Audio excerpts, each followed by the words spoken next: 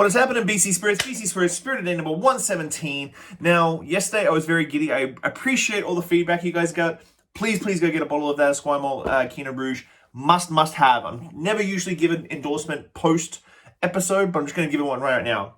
Number 117 day. So today we are going to do this little baby. This is the Laird of Fintry single malt cask strength from Okanagan Spirits. I don't think you can get this very easily. It's only for restaurants, so you're not going to be buying a bottle unless you buy it from the website from Okanagan Spirits.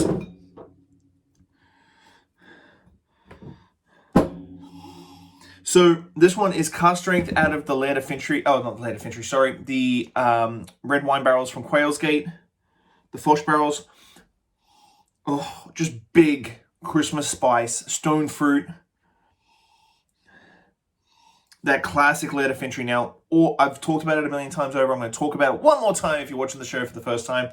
I do believe that all distilleries in the province have a sort of terroir-driven flavor profile. Lowen McKinnon, Okanagan Spirits, Shelter Point, all their whiskeys have this twang, this taste that makes it, if I tasted it blind, I'd be like, oh, I know that tang, that twang. It is from X distillery. I don't think we're going to have region-specific terroir-driven stuff like Scotland. I think it's definitely going to be distillery-specific based on their yeast, the way they barrel-age, their rick houses, the grains they use, so on and so forth. But man, there's this sort of light, like dry cacao note on the back.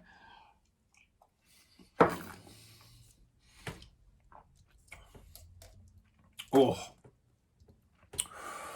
Cask strength of 56%. This is my sort of jam.